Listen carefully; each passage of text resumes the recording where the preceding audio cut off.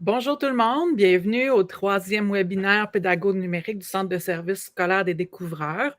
Donc aujourd'hui, la thématique, c'est on sort là, du portfolio numérique comparativement aux deux précédents.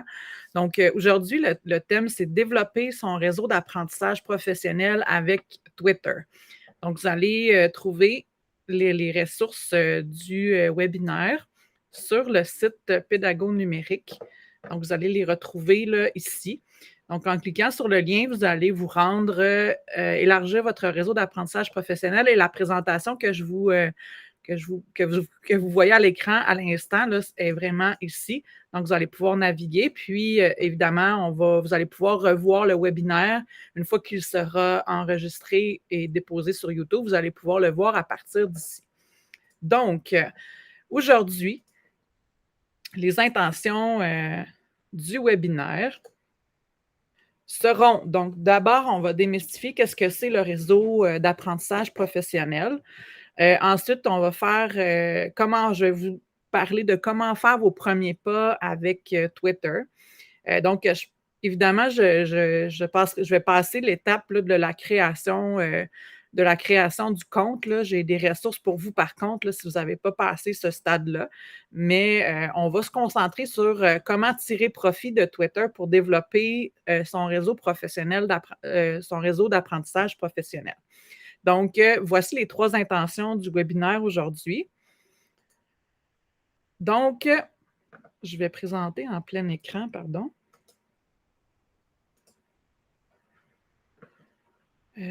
Non, c'est pas grave, de toute façon, je vais naviguer à l'intérieur, donc c'est pas très grave. Donc, je vais vous parler, dans un premier temps, du potentiel, pédagogique des médias sociaux. Donc, vous savez, les médias sociaux, ils sont présents dans plusieurs sphères de nos vies. Leur usage nous permet de réseauter. Donc, par exemple, sur Facebook, on réseaute avec nos amis, notre famille, on s'informe sur leur vie au quotidien. Donc, même si on n'est pas en contact avec ces personnes-là physiquement, donc on réseaute avec ces personnes-là en étant au courant de leur vie par le biais de Facebook. Donc, en éducation, c'est un peu la même chose. Donc, ça nous permet de réseauter, de s'informer de façon rapide et efficace. Donc, en éducation, la recherche puis les données récentes démontrent là, que le potentiel pédagogique des médias sociaux est vraiment considérable, puis surtout auprès des élèves. Donc, moi, par contre, je vais me concentrer aujourd'hui sur la partie réseautage des médias sociaux et principalement de l'outil Twitter. Par contre, il y a un potentiel énorme des médias sociaux, donc différents projets. Ce sera probablement le sujet d'un prochain webinaire, mais il y a plusieurs projets de classe qui se multiplient là, à travers la province, en fait, le monde entier. Puis, il y a aussi une sensibilisation à la citoyenneté à l'ère du numérique là, qui se fait par le biais des médias sociaux. Puis, il y a différentes ressources également, là, donc, dont je vous parlerai, que vous pouvez retrouver sur le site web. Et également, à la suite de cette présentation-là, vous aurez accès à différentes ressources également. Donc, aujourd'hui, on se concentre principalement sur la dimension du réseautage qu'apportent les médias sociaux en éducation, en fait, quand on veut développer notre réseau professionnel d'apprentissage. Donc, comment tout d'abord développer notre réseau d'apprentissage professionnel? Donc, qu'est-ce que c'est un réseau d'apprentissage professionnel? Donc, c'est un réseau de professionnels avec qui vous partagez des connaissances et auprès de qui vous acquérez des connaissances. Donc, il y a quatre étapes là, dans comment développer votre réseau.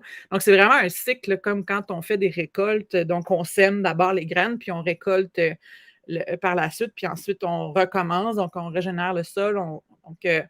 C'est vraiment le cycle que je vais vous expliquer aujourd'hui. Donc, d'abord, le premier pas à faire, le premier pas qu'on va faire aujourd'hui ensemble, c'est semer les graines. Donc, il faut commencer quelque part. Donc, commencer par la construction de votre RAP.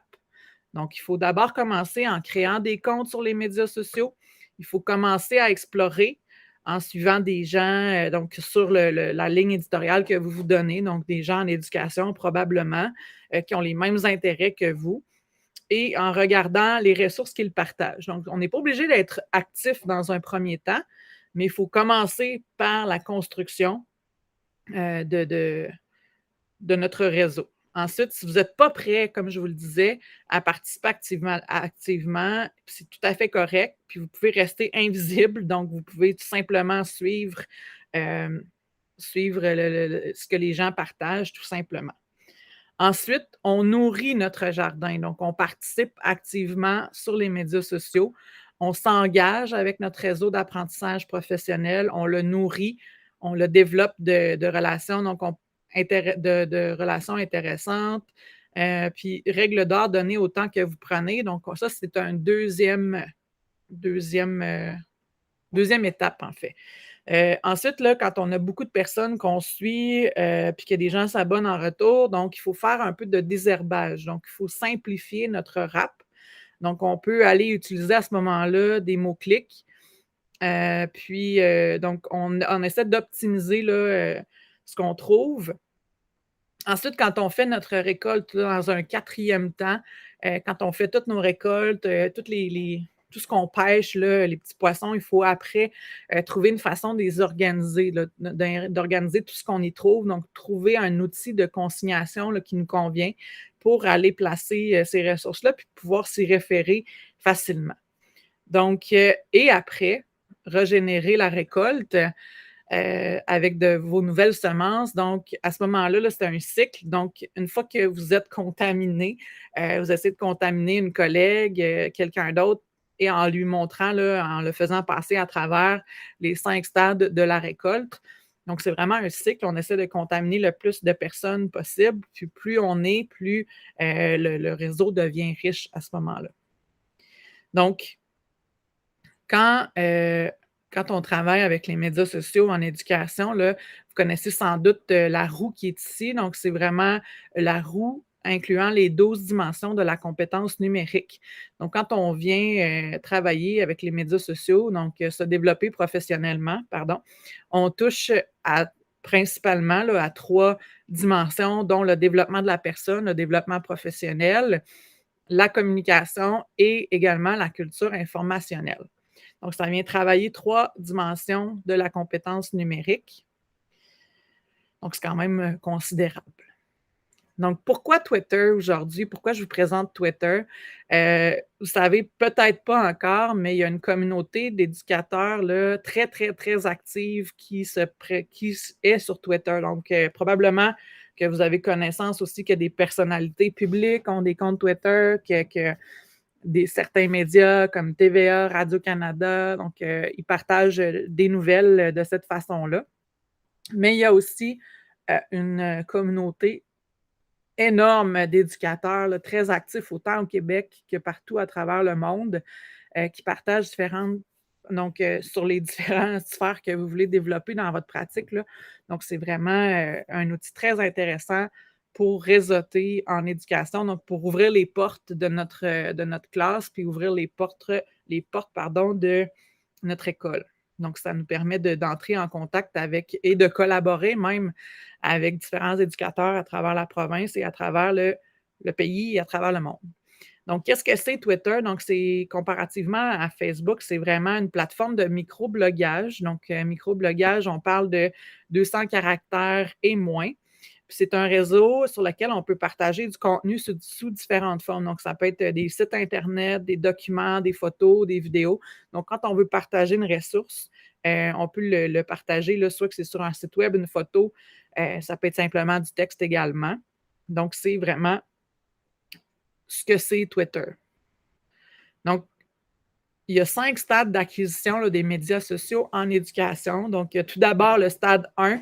Donc, vous voyez la ligne ici là, qui présente où on est. Donc, on a le stade observateur, puis on a le participant qui devient plus engagé là, à travers son utilisation.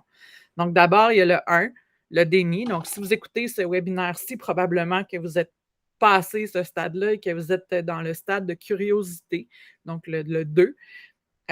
Puis ensuite, on a l'éveil, la passion et l'intégration 3, 4, 5. De mon côté, là, je navigue entre le 4 et le 5. Donc, moi, j'utilise Twitter en éducation là, depuis 2009. Donc, ça fait maintenant 12 ans. Puis je vous dirais que à ce moment-là, j'étais enseignante. C'est vraiment ce qui a révolutionné ma vie professionnelle, qui a ouvert les portes de ma classe et de mon école, là, sur un monde que j'avais aucune idée à ce moment-là qui existait. Donc, ça m'a permis de réseauter, me ressourcer, puis m'abonner à de nouvelles personnes. Puis j'ai l'impression que, par exemple, quand je me présente, dans un événement en éducation, je connais beaucoup de monde alors que, tu sais, c'est pas des gens que j'ai rencontrés là, régulièrement, mais c'est ça, je connais, je marche mon fil Twitter quand je vais dans différents événements. Puis c'est comme si je les connaissais, ces personnes-là, puis ça devient ma tribu. Donc ma tribu en éducation, c'est vraiment les gens que j'ai connus par le biais de Twitter, puis ça m'a ouvert à différentes, belles collaborations également, dont entre autres, les soupers pédagogiques presque parfaits là, qui existaient à l'époque, qui étaient des soupers, d'échanges pédagogiques. Donc, le la promotion de ces événements-là était faite simplement par Twitter, par les médias sociaux. Puis, on se retrouvait une équipe en éducation là, à échanger autour d'un souper. On parlait pédagogie. Donc, c'est assez extraordinaire. Puis, c'est ça, c'est des gens qui étaient là, que je ne connaissais pas, mais qui nous a permis là, d'avoir différentes réflexions. Ça nous met en contact avec d'autres personnes là, que nos collègues, en fait, qui sont avec qui qu'on côtoie au quotidien, puis ça nous amène certaines belles réflexions par la suite. Donc c'est ça, comme je vous dirais, moi, je navigue entre la passion pardon, on va revenir à la présentation. Je suis désolée.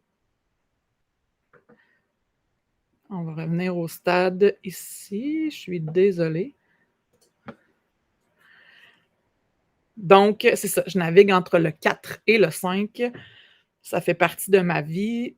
De mon côté, là, ça fait partie de ma vie, puis je m'accorde du temps, par exemple, pour pas que ça prenne trop de place dans ma vie. Je m'accorde un moment, là, au début de ma journée de travail, je me donne un 10 minutes où je vais dans mon fil d'actualité. Je vais vous montrer tout à l'heure comment j'organise, là, mon information, mais je vais à la pêche un peu, là, le matin, puis j'essaie de le refaire au retour du dîner. Donc, je me donne 2 moments dans la journée parce qu'on peut passer facilement une journée là, à éplucher un peu tout ce qu'il y a là. Puis je lis pas tout, donc je me suis donné des stratégies là, pour filtrer un peu le contenu. Puis je vais juste pêcher, là, ça se peut que je reparte juste avec une ressource à la fin de cette pêche-là, mais c'est déjà beaucoup plus que si je n'avais pas ouvert Twitter en fait. Donc, je vais vous montrer comment faire, vos premiers pas là, en tant qu'observateur aujourd'hui. Donc, on ne va pas dans la publication, là. Donc, comment on commence là, avec Twitter?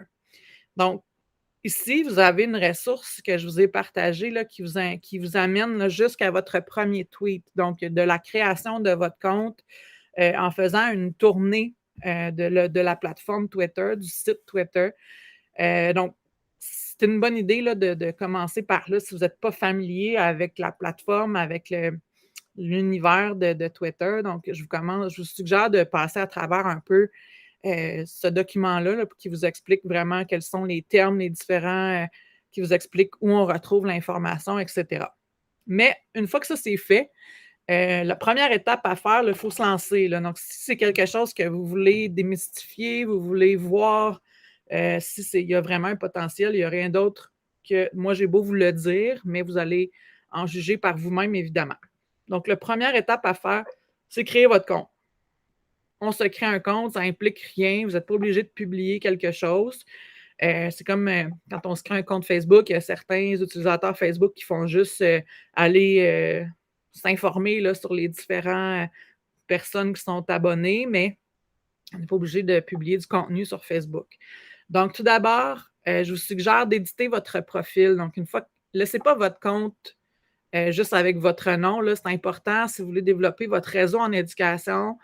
Ben, en fait, allez placer une photo de vous. Ça n'est pas obligé d'être une photo, une vraie photo, mais ça peut être un emoji, ça peut être un bitmoji, justement, donc ou une photo tout simplement qui vous représente bien. Puis, je vous suggère, c'est un conseil, là, d'ajouter une courte bio.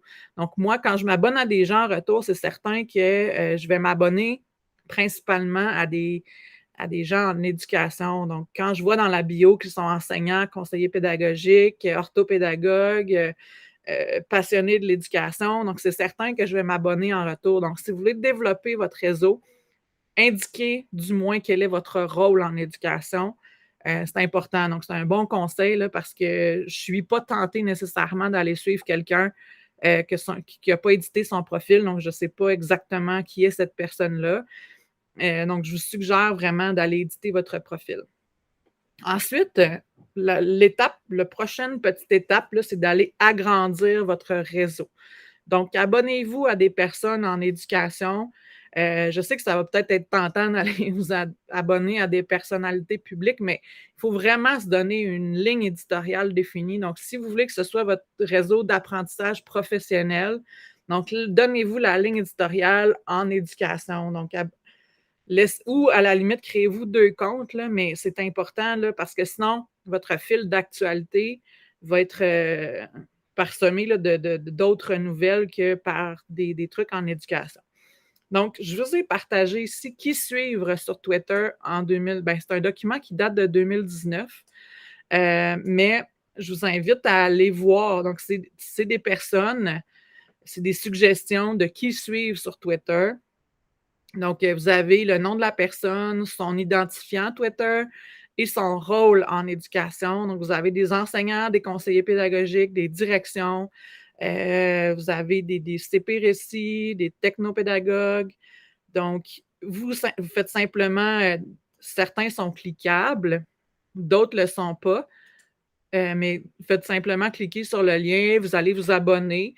Et c'est un bon début. Donc, déjà là, si vous êtes abonné à toutes ces personnes-là, votre fil d'actualité va être que du contenu en éducation. Donc, ça vaut la peine de naviguer à l'intérieur de ça. Donc, peut-être que vous allez choisir de vous abonner seulement à des enseignants. Ce sera à vous de voir à ce moment-là. Il y a probablement déjà, là, je vois certains enseignants de notre centre de service. Donc, vous pouvez déjà aller vous abonner à ces personnes-là. C'est un bon début. Ensuite, donc, n'hésitez pas à y ajouter vos coordonnées à vous. Donc, si vous dites vous vous lancez, vous pouvez aller éditer ce document-là, tout le monde peut le modifier. Allez ajouter votre compte à vous, là, vos coordonnées à vous. Donc, les gens vont s'abonner en retour. J'ai ajouté ici 4 autres contacts. Là, je ne me souviens pas s'il est à l'intérieur de la liste que je vous ai partagée, mais c'est 4 autres personnes là, que je juge qui sont pertinentes à suivre là, pour votre part. Donc, Alexandra Coutelet et Benoît Petit sont 2 conseillers Récit. Ensuite, vous avez le compte Récit Québec, évidemment, et vous avez Sylvain Duclos, qui est enseignant, puis c'est lui l'instigateur, en fait, d'une app par jour. Donc, il est quand même relativement actif également sur Twitter. Donc, c'est déjà des bonnes. Vous allez développer votre réseau avec ça. Ensuite, ce que je vous conseille, c'est que vous allez vous abonner. Et quand des gens s'abonnent à vous, puis que vous voyez que c'est quelqu'un en éducation, là, c'est bien vu de vous abonner en retour. Donc, je vous invite à ne pas vous abonner nécessairement d'emblée à tous ceux qui vous suivent, là. Donc, essayez de voir de là l'importance du profil. Essayez de vous abonner à des gens en éducation. Donc, ça va vraiment contribuer à développer votre réseau à ce moment-là. Hop. Donc, commencez à explorer. Donc, les mots-clics, là, donc si on veut filtrer, catégoriser le contenu, sont vraiment utiles à ce moment-là. Donc, je vous ai mis quelques mots-clics là, qui pourraient vous intéresser. Donc, c'est des mots-clics en éducation. Donc, quand on clique sur le lien, je vais vous montrer à quoi ça ressemble. Donc, ici, vous allez avoir toutes les publications récentes qui contiennent en fait ce mot-clic-là. Donc, EduProf. Donc, vous voyez aujourd'hui, là, il y a un mot-clic qui est quand même très populaire. Là, c'est le sommet, pas le CP, mais c'est le sommet DP, pardon. Donc, le sommet du développement professionnel là, apparaît dans plusieurs. Donc, vous voyez là, ce qui est en rose sont soit une mention, donc un compte précis, ou un mot-clic. Ensuite, c'est le message et vous avez la ressource là, qui apparaît en dessous ici. Donc, ça, c'est ce qui a été partagé. Donc, vous pouvez naviguer à l'intérieur de ça, puis ça va vous donner également les comptes, là, peut-être qui ne figuraient pas dans la liste qu'on a vue. Mais donc, ce sera des comptes là, auxquels vous pouvez aller vous abonner. Donc, quand vous voulez aller vous abonner, vous cliquez sur abonner. Moi, je suis déjà abonné là, ici, mais ça vous donne des comptes qui sont actifs dans ce mot-clic-là. Donc, ici, Récit Québec, site NUM qui traite principalement de la citoyenneté à l'ère du numérique, le développement professionnel. Je vous invite, là, si vous créez un compte suite à l'écoute de ce webinaire-là, je vous invite à utiliser le CSSDD NUM. Donc, c'est un mot-clic que j'ai créé. Puis moi, je partage quand je juge que c'est du contenu intéressant pour vous. Donc, quand on clique dessus, donc c'est principalement moi qui l'ai utilisé à ce moment-ci, mais moi, j'utilise pour vous partager, là, pour filtrer le contenu que je souhaite vous partager de mon côté. Et là, je n'ai pas mis un cœur pour que vous me suiviez, mais ça, ça peut être aussi une façon, c'est les j'aime, donc tout ce que j'ai aimé comme contenu, c'est pas un mot-clic, là, c'est vraiment les cœurs que moi j'ai mis sur du contenu, des citations que j'aime, et cetera. Donc, ça peut être une belle façon aussi de voir, il va y avoir une tendance évidemment, là. Donc, si c'est les gens que je suis, que j'ai aimé le contenu, donc, vous allez voir encore là, ça va pouvoir contribuer à, développer votre réseau, mais aussi, si c'est quand j'aime habituellement, c'est que c'est une ressource qui est pertinente. Donc ça peut être un fil, à explorer, donc à garder dans vos favoris, là, c'est la section «J'aime» de Twitter. Donc, on commence à explorer. Vous naviguez à travers ces mots-clics-là, il y a beaucoup de contenu. Quand vous aimez quelque chose que vous trouvez dans ces, fils-là, ben, ça fait pas mal. Faites simplement partager, donc en faisant un retweet. Retweeter le contenu, aimer les publications à l'aide du cœur. Donc ça va simplement, encourager les gens à partager du contenu, leur signifier que vous avez apprécié ce qu'ils ont partagé. Donc ça peut être des premiers pas qui ne vous engagent pas à partager du contenu de votre côté, mais je vais vous présenter comment on le fait, là, donc ça peut être des bons premiers pas à faire. Comment on fait ça? Donc, par exemple, si on clique sur Édu-Québec, ici, donc on a une publication, de Benoît Petit. Je peux tout simplement venir retweeter. Si je veux commenter la publication, ça demande un autre stade d'un peu plus actif, mais on peut retweeter tout simplement et aimer. Donc, je vais, par exemple, là, je ne vais pas retweeter. Donc, si par exemple, j'aime et la ressource que Nathalie Couzon a partagée et je retweet tout simplement et c'est redistribué dans mon compte à moi. Donc, les gens vont pouvoir lire du contenu que moi j'ai partagé. Puis ça incite aussi les gens, quand ils voient que vous avez retweeté du contenu qu'ils ont publié, ben, à vous suivre en retour. Donc, c'est les premiers pas qu'on peut faire sur Twitter. Puis, je vous le dis, là, donc ça vaut la peine de faire les quatre étapes que je vous ai présentées, là, parce qu'une fois qu'on le découvre, là, on sort de notre zone de confort, ça peut être insécurisant parce qu'on ne connaît pas bien l'outil, mais de se créer un compte puis de passer à travers les 4 étapes que je vous ai présentées, ça vaut vraiment la peine parce que vous allez voir, c'est là que la magie, apparaît, des futures collaborations avec des éducateurs que vous ne connaissez pas, qui ne sont pas dans votre centre de service. Vous allez avoir accès à une tonne de ressources qui sont partagées. Ça va susciter des réflexions. Vous allez peut-être participer éventuellement à des causeries Twitter qui ont lieu, donc qui ont des thèmes, il y a des discussions qui ont lieu avec d'autres éducateurs. Là, habituellement, ça a lieu le soir, donc peut-être que vous allez vous lancer là-dedans. Donc, ça vaut la peine de faire le premier pas. Donc, les premiers pas, c'est vraiment ce que je vous ai indiqué, là, la diapositive précédente. Donc, ça vaut la peine de passer à travers ici, puis même, à la limite, juste faire les 3 premiers, ça en vaut la peine. Donc, peut-être que ça peut être, difficile là, de naviguer avec le site Twitter qui est là. Donc peut-être que là, il faut naviguer à travers, donc pour explorer avec un mot-clic, c'est ici. Donc pour avoir accès à nos notifications, les messages personnels. Donc, ça peut être difficile de vous y retrouver. Donc moi, de mon côté, là, vous n'êtes pas obligé, mais de mon côté, j'utilise TweetDeck. Donc, c'est un outil qui me permet, là, vous voyez, c'est organisé en colonnes comme ça ici.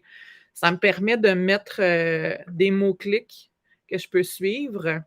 Donc, j'ai différentes colonnes, j'ai différents mots-clics à ce moment-là. Donc là, je vais vous ouvrir le mien. N'ayez pas peur parce que j'ai plusieurs colonnes. Mais c'est ça, comme je vous dis, ça me permet de naviguer là, à l'intérieur. Donc, si c'est mon compte à moi, c'est le fil d'actualité. Donc, c'est tous mes abonnés qui publient du contenu ici. Donc, aujourd'hui, c'est le sommet du DP. Donc, je ne veux rien manquer de cet événement-là. Donc, ce que j'ai fait, c'est que j'ai ajouté le mot-clic. Ça, c'est les personnes qui aiment le contenu. Ça, c'est ce que moi, j'ai aimé. Fait que si je veux retrouver facilement des ressources que j'ai aimées, là, c'est une façon de filtrer l'information avant de la classer dans un autre outil. Ça, c'est les notifications que moi, j'ai eues, les gens qui m'ont mentionné. Et là, après ça, ben, vous voyez que j'ai des colonnes pour des utilisateurs spécifiques desquels je ne veux rien manquer. Donc, il y a Alexandra Coutelet dont je vous ai parlé tout à l'heure. Donc, vous voyez, là, ça peut être vraiment étourdissant, mais c'est ma façon d'aller à la pêche facilement, moi, de mon côté. J'ai des listes qui sont là. Donc, toute l'information est regroupée. C'est ma façon de facilement aller à la pêche. Je navigue dans mes colonnes, puis je fais des j'aime. Ça se classe dans ma catégorie j'aime. Donc, à ce moment-là, je retrouve facilement l'information. Donc, moi, ça fait le tour de ce que je voulais vous présenter aujourd'hui. Comme je vous disais, là, je pourrais m'étendre sur le sujet plusieurs heures sur Twitter. Je pourrais passer l'initiation à Twitter. Peut-être que ce sera le sujet d'un prochain webinaire, mais aujourd'hui, je voulais vous présenter le potentiel pédagogique, mais vraiment plus spécifiquement en lien avec le réseautage. Donc, c'était l'objectif aujourd'hui. Après ça, probablement que je développerai le thème là, des possibilités pédagogiques en classe avec nos élèves. Mais les prochains webinaires là, seront sur des sujets différents. Le prochain webinaire, la semaine prochaine, c'est sur l'application Coup de cœur Canva. Donc, ça aura lieu le 16 décembre de 12h10 à 12h40. Puis après le congé des fêtes, ce sera sur l'application Padlet. Donc, le 13 janvier, de 12h10 à 12h40, et évidemment, sont toujours disponibles en rediffusion par la suite. Là, j'ai oublié de changer, mais les ressources se retrouvent sur le lien que vous aviez tout à l'heure, monurl.ca web3. Vous avez les différentes façons de communiquer avec moi qui sont ici, dont mon compte Twitter. Et je me suis beaucoup inspirée là, des références suivantes pour créer le webinaire aujourd'hui. Donc, je vous invite à faire un billet de sortie là, pour réfléchir à ce que vous avez appris dans le webinaire d'aujourd'hui. Donc, à nommer 3 nouveaux apprentissages, 2 choses que je vous comptais approfondir et une question en suspens. Donc, si vous laissez une question en suspens, je vous invite à laisser votre nom également. À ce moment-là, je serai en mesure de communiquer avec vous pour approfondir cette question-là. Donc, c'est ouvert ici. Je vous invite également, si vous faites vous vous lancez dans vos premiers pas, d'indiquer que vous avez fait vos premiers pas en ajoutant le mot-clic CSSDD-NUM. Et puis, faites-moi un coucou, là, c'est certain que je vais m'abonner à vous en retour. Donc, je vous invite à sortir de votre zone de confort puis d'aller découvrir où est la magie du réseau du média social Twitter. Je vous souhaite une belle fin de journée.